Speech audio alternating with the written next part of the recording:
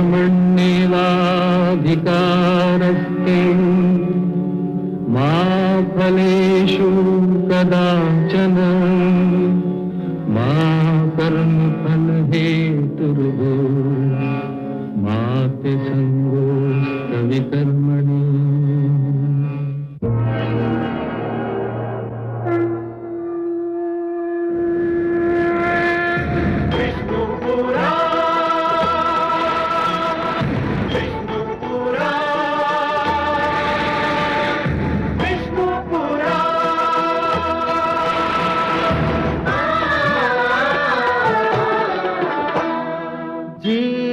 ज्ञान ब्रह्म ज्ञान अथ श्री विष्णु पुराण ओम की कथा महान जय श्री विष्णु पुराण विष्णु पुराण विष्णु पुराण विष्णु पुराण प्रगटे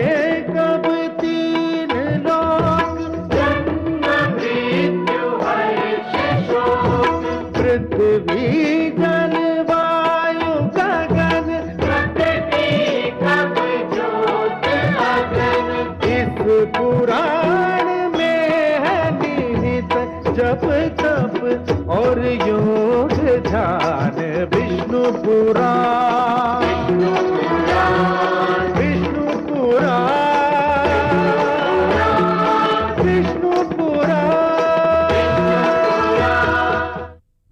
मैं माँ हूं, धरती माँ। मुझे दुख हुआ कि प्रहलाद ने जिस परंपरा की नींव डाली थी, बलि उसे समाप्त करने पर तुला है। उसने प्रहलाद की भी नहीं सुनी और माता लक्ष्मी की चेतावनी को भी नहीं समझा। अपने अनुचित वचन को निभाने के लिए बलि ने मानवलोक पर पूरी शक्ति से आक्रमण कर दिया।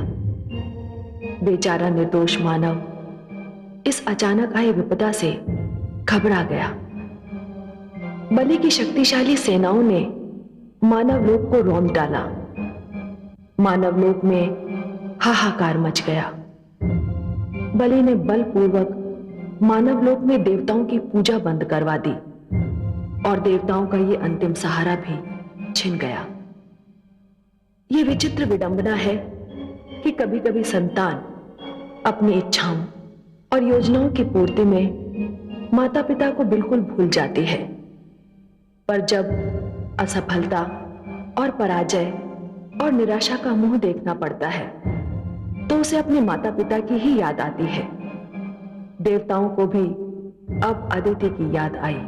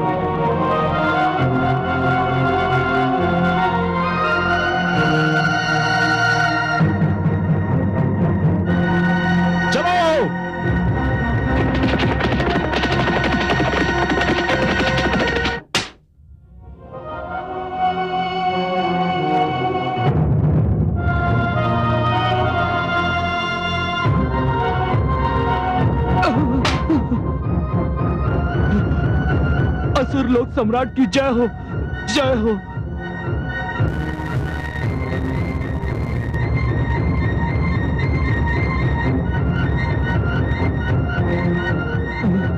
कहाँ छिपाया तूने कायर देवताओं को? महाराज, वे तो ये सुनते ही यहाँ से चले गए कि आप इधर पधार रहे हैं। तो इसका अर्थ ये है कि वो यही थे?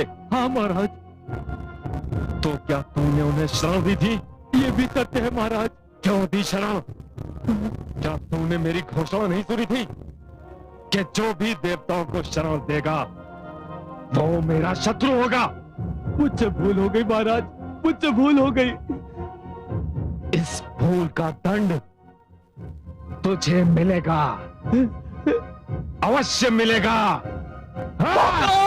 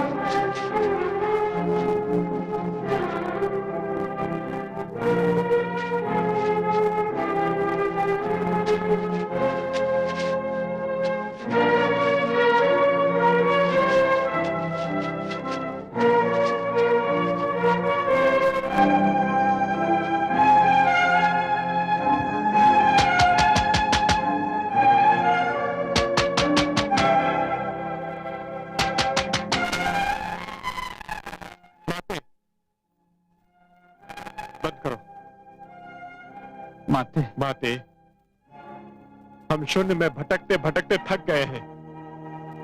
त्रिलोक में हमें रहने के लिए कोई स्थान नहीं मिल पा रहा। हम कब तक यूं ही भटकते रहेंगे? पुत्रो, तुमने जो किया उसे करने से पहले यदि अपने पिताश्री या मुझसे परामर्श लिया होता तो तुम्हें ये दिन देखने न पड़ते। हमसे भूल हो गई माते। माते, हमें हमारे किए का दंड मिल गया, परंतु माते, यह दंड क्या हमें आजीवन भोगना पड़ेगा? हमें एक लक्ष्मी पति का आश्रय था, पर उन्होंने भी हमें त्याग दिया। धीरज धरो मेरे पुत्रों, मैं तुम्हें इस प्रकार भटकता नहीं देख सकती। ये कैसे संभव है? माता पिता के रहते संतान अनाथों की भांति भटकती फिरे। परंतु माते, हमारी परीक्षा तो केवल उसी समय समाप्त हो सकती है जब लक्ष्मीपति हमें क्षमा कर दे, और उन्हें केवल आप मना सकती हैं। मैं उन्हें मनाऊंगी। मैं उनसे कहूंगी कि मेरे पुत्रों को क्षमा कर दें। उन्होंने कभी मुझे एक वचन दिया था, मैं उन्हें उस वचन का स्मरण कराऊंगी। निराश मत हो पुत्रों, मैं तुम्हारे कष्ट का निवारण करूंगी, अवश्य करूंगी, अवश्य करूंगी।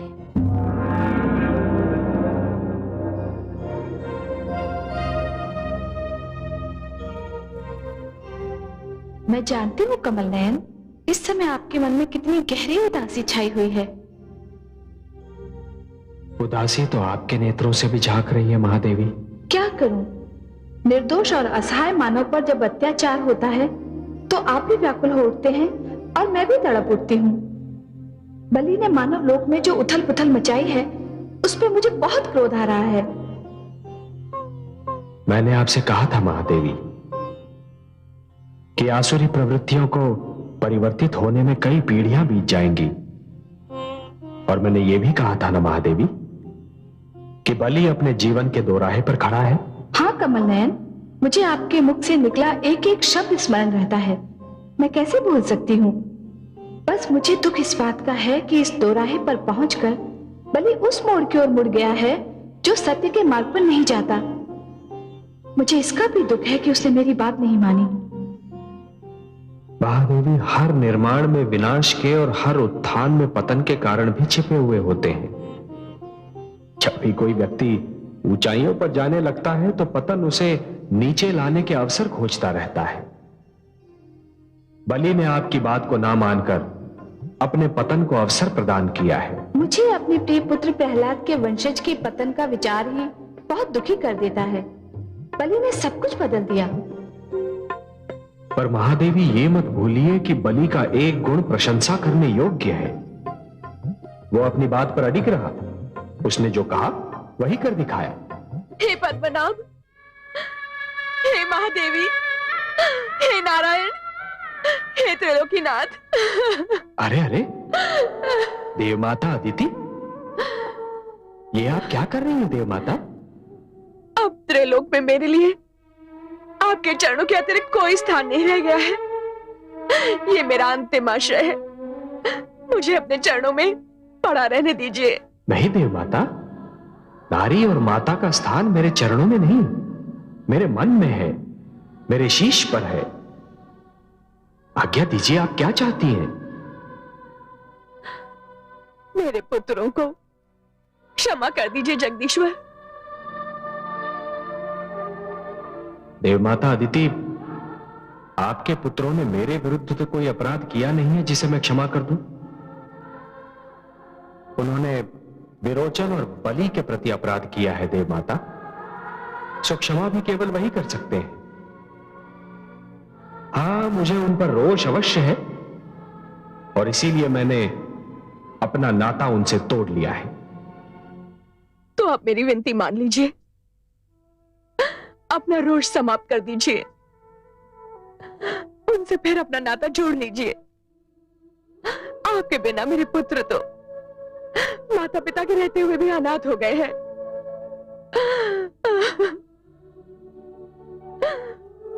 हे महादेवी, आप तो माता है, नारी है। आपसे तो मेरे मन की दशा छिपी नहीं। आप त्रिलोकीनाथ से कहिए कि मेरे पुत्रों को क्षमा कर दें। हे कमल नयन, आप तो स्वयं जानते हैं कि मेरे मन में कितना रोष और दुख है, परंतु मैं एक माता हूं और मुझसे किसी माता के अश्रु देखे नहीं जाते। चाहे जो भी हो, देवतागण हमारा अंश है। हम स्वयं को उनसे दूर तो कर सकते हैं, परंतु अलग नहीं हो सकते। और स्वामी, आपके चरणों में आने वाला यूं भी निराश नहीं लौटता। आप देव माता अदिति को निराश मत कीजिए।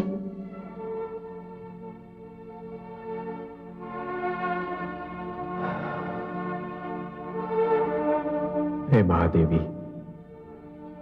यदि आपकी इच्छा है और यदि देवमाता अदिति भी यही समझती हैं कि इससे उनके मन का बोझ हल्का हो जाएगा, तो लीजिए।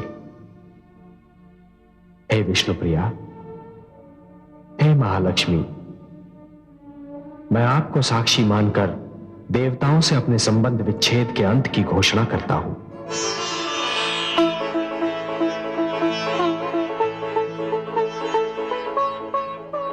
अब तो आप प्रसन्न हैं माता, इसीलिए आप विष्णु लोक आई थी ना? नहीं त्रिलोकीनाथ, ये तो मेरे आने का केवल एक और वो भी छोटा सा कारण था। बड़ा और मुख्य कारण मैंने अभी बताया नहीं।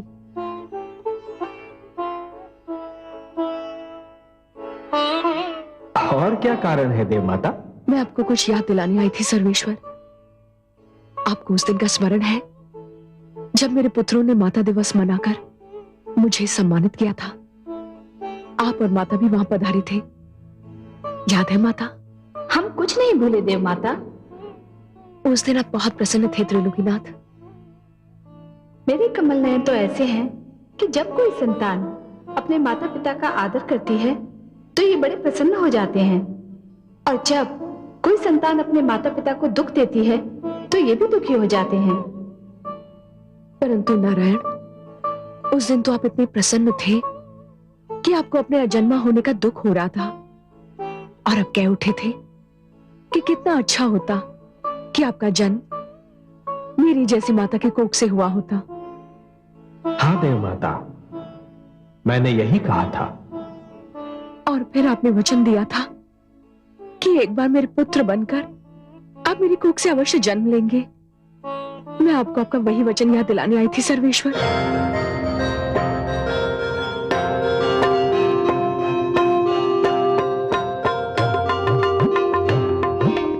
उचित समय पर मैं अपने वचन की पूर्ति अवश्य करूंगा देव माता अदिति।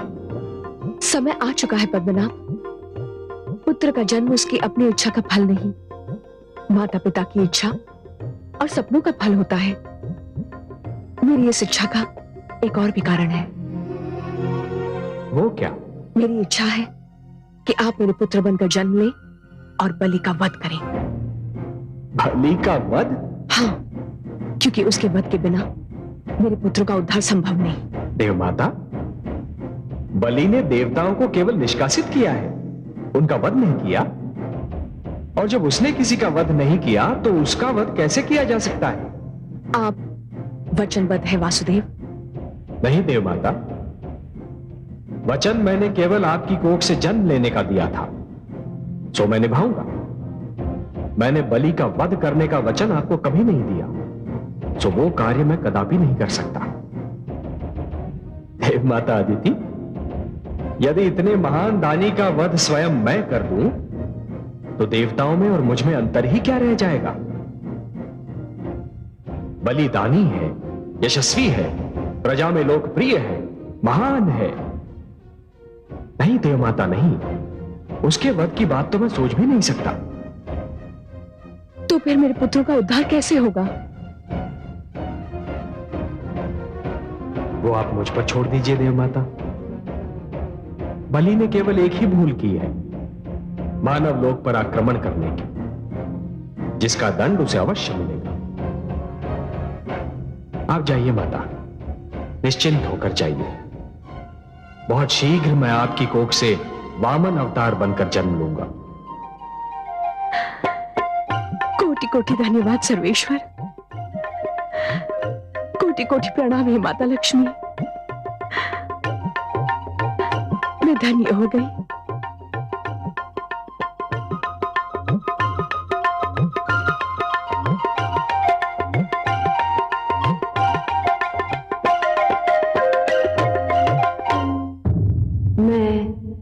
मां हूं, धरती मां। आज मेरे आंगन में मेला लगा है।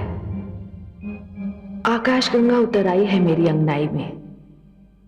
ब्रह्मा, सरस्वती, शिव, पार्वती, इंद्र, रति, समस्त देवता अपने गुरु महान ऋषि बृहस्पति समेत मेरे अतिथि बने हुए हैं। कोई बहुत महान घटना घटने वाली है। किसी बहुत शुभ और सुंदर कथा का प्रारंभ होने वाला है। माघ का महीना है, परंतु लगता है बसंत आ गया है। आज शुक्ल पक्ष है, द्वादशी का दिन है और दोपहर की घड़ी है, परंतु मेरी अंगनाई में इंद्रधनुष तना हुआ है। आओ, मेरे साथ मैं तुम्हें ले चलती हूं देव माता अदिति की कुटिया पर, वो दिखाने जो मैं देख रही हूं और देख देख कर धन्य हो रही हूं।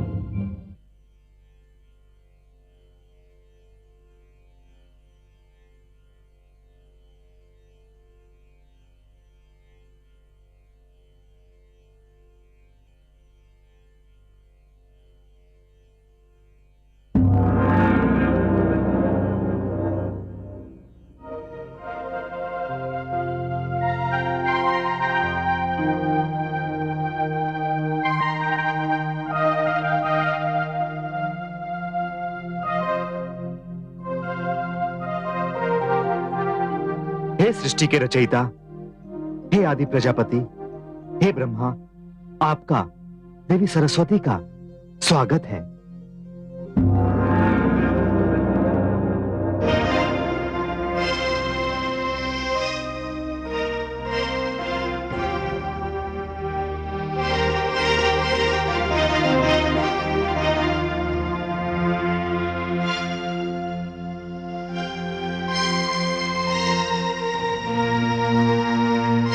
हे देवाधिदेव, हे नीलकंठ जटाधारी, हे भगवान शिव शंकर, अपने सेवक कश्यप का प्रणाम स्वीकार करें।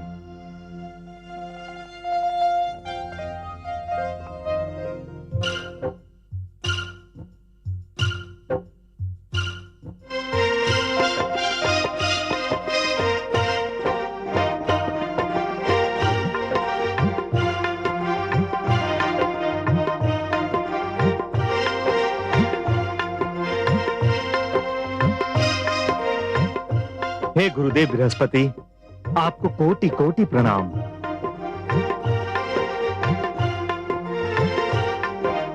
प्रणाम पिताश्री। दीर्घायु भव। बधाई हो ऋषि कश्यप, आज आपके घर में भगवान श्री विष्णु अवतरित हो रहे हैं। हे आदि प्रजापति, क्या कहूं, कैसे कहूं? भगवान श्री विष्णु को धन्यवाद देने के लिए मुझे शब्द ही नहीं मिल रहे। मानो संसार के सारे शब्द छिप गए हों। मैं जो कहता हूं उसे मन में दोहराइए। आपका धन्यवाद त्रिलोकीनाथ तक पहुंच जाएगा। हे समग्र कीर्ति के आश्रय भगवान, आपकी जय हो। हे अनंत शक्तियों के अधिष्ठान, आपके चरणों में मेरा प्रणाम है। ब्रह्मण्य देव, हे त्रिगुणों के नियामक, आपके चरणों में मेरा बारंबार प्रणाम है।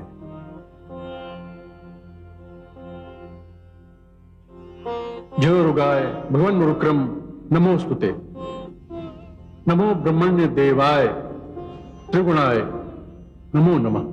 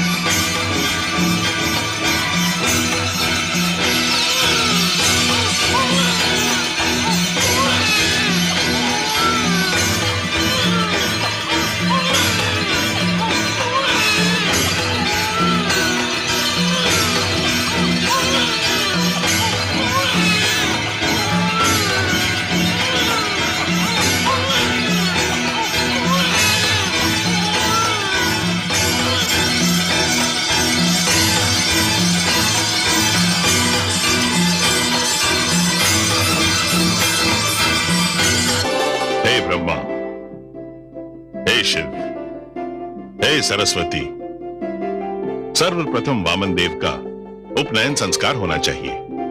हे देवगुरु, ये उपनयन क्या है? ये कौन सा नयन है और इसकी महत्ता क्या है?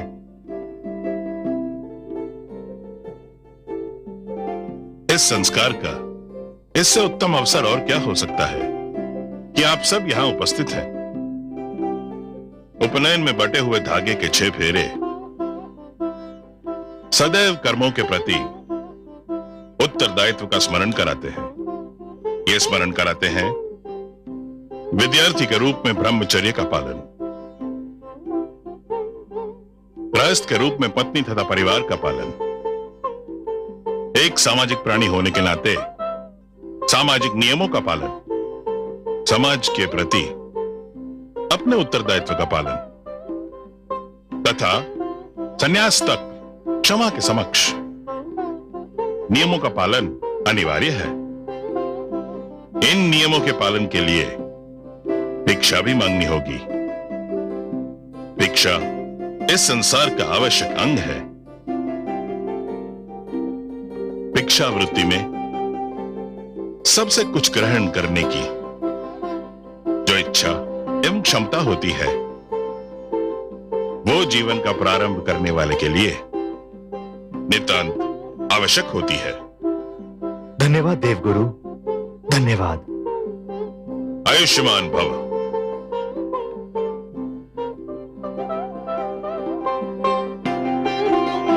हे जगदीश्वर, बाहर पधारिए। उपस्थित वरिष्ठ देवगण से भिक्षा ग्रहण करें।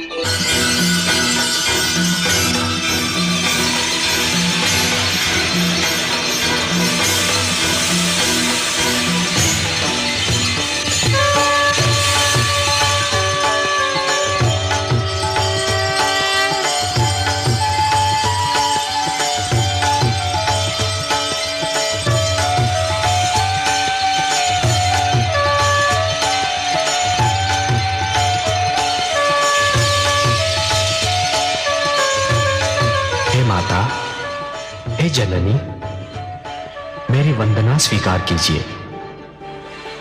मैंने अपना वचन निभाया है माता। मैं आपके पुत्र के रूप में जन्म ले चुका हूं।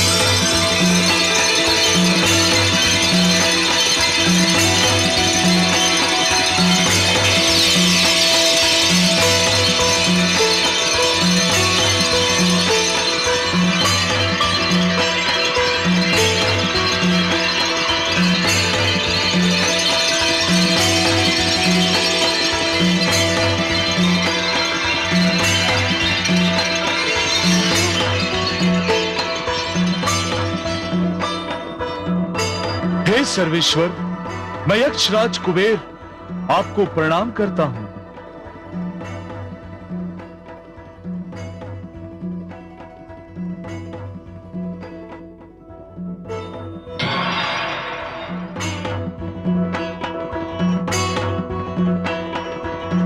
मेरी ओर से भिक्षा पात्र स्वीकार कीजिए।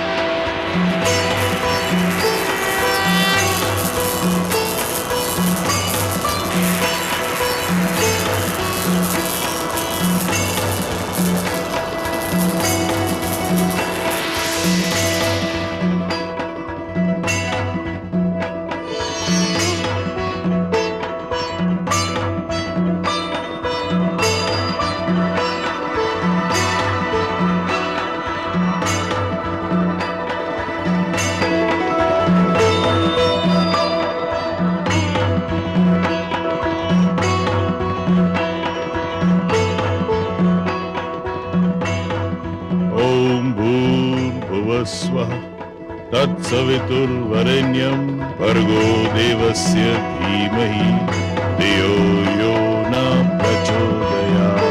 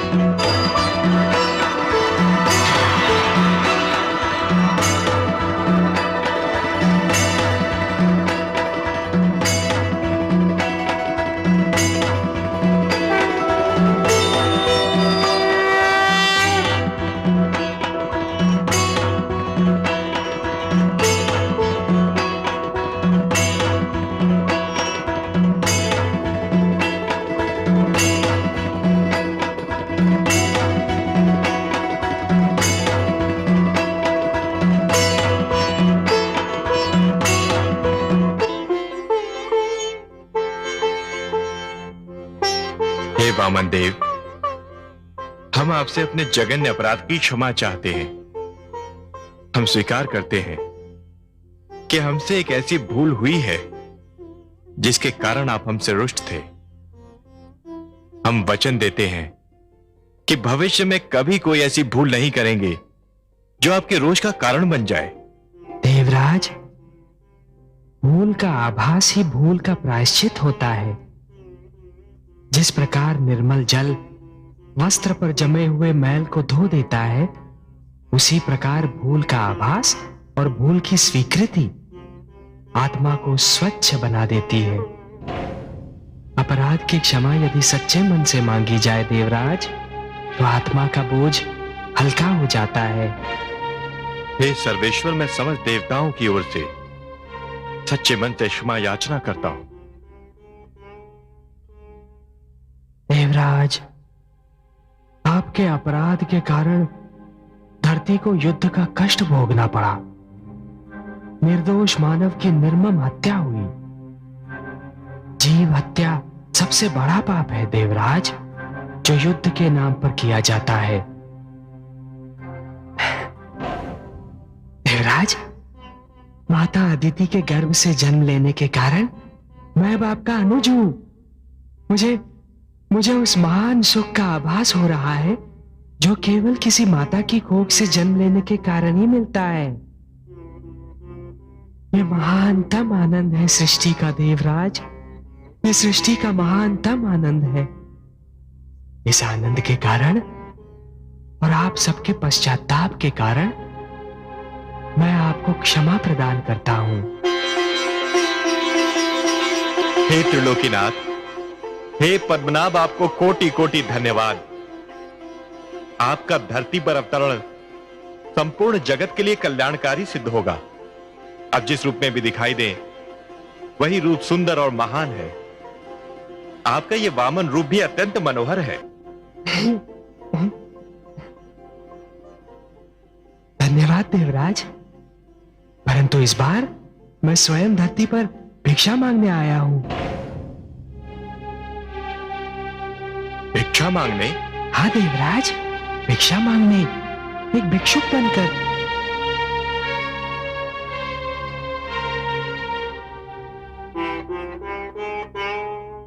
आपकी वाणी सुनकर हम समस्त देवता मूक रह गए। हमें आश्चर्य हो रहा है हे सर्वेश्वर। क्यों आश्चर्य क्यों हो रहा है देवराज? भिक्षा मांगना कोई भला कार्य नहीं।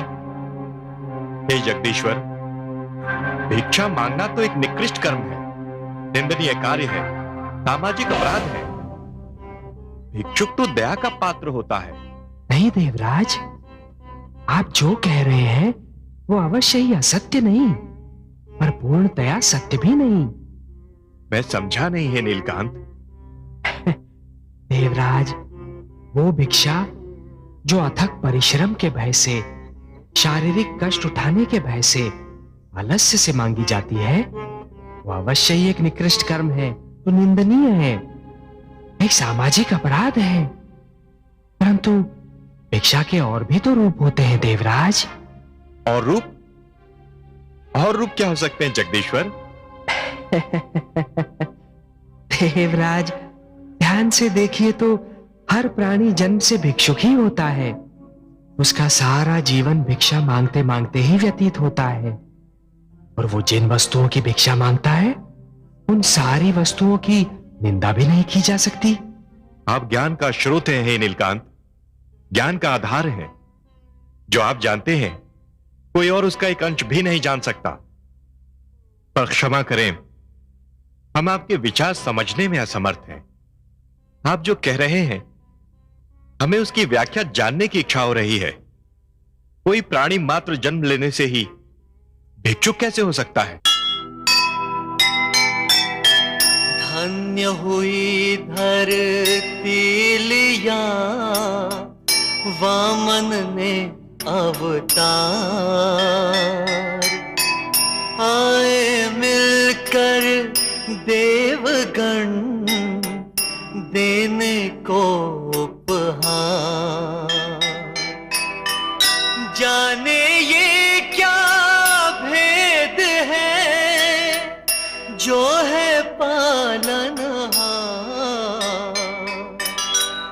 धरती पर उतरा वही बनकर मांगनहार, बनकर मांगनहार। जो सुनेगा ये पुराण पाएगा सुख और ज्ञान, पाएगा सुख और ज्ञान। कर्म को ही धर्म जान, प्रेम की तू छेड़तान, प्रेम की तू छेड़तान।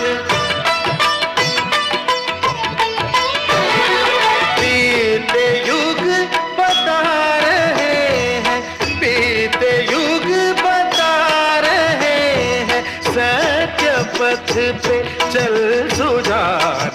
विष्णु पुराण